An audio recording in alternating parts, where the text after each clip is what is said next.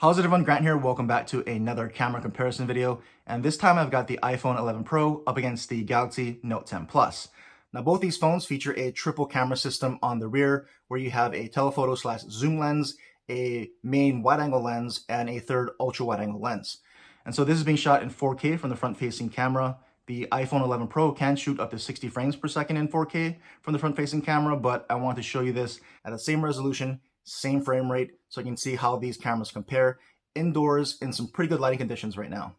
And so after using these cameras back to back for several days, I can tell you that both these phones have a great set of cameras, and I don't think you're going to go wrong with either. But I do have a lot of photos and videos to show you so you can see for yourself. So let's get to it.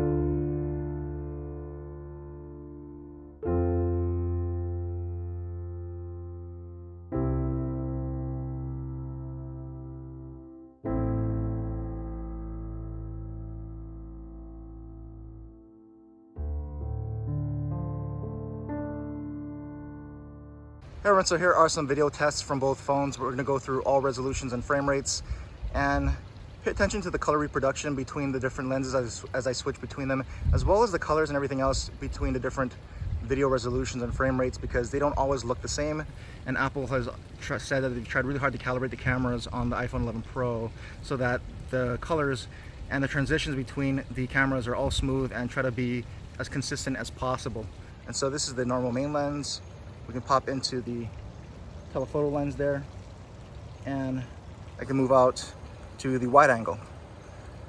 And so pan over here, you can check that out. I'll go all the way into the telephoto lens. Let's start all the way in here and go over to the main lens and back out to the wide angle.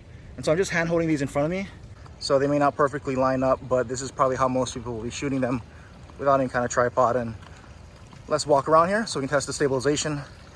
This is still in wide angle here. So hopefully this gives you a good idea of how these cameras look and compare as far as color and audio and everything else. And we'll end this back on the main lens. So hopefully this video test is helping you out here. Okay, and here we are at 1080p 60 frames per second. And so I can't flip between the cameras in 60 frames per second on the Note, but I can here on the iPhone. And so that gives you an idea of what that kind of looks like as far as transitions. And we will check out some of these flowers here. And again, I'm just hand holding these, so they may not perfectly line up.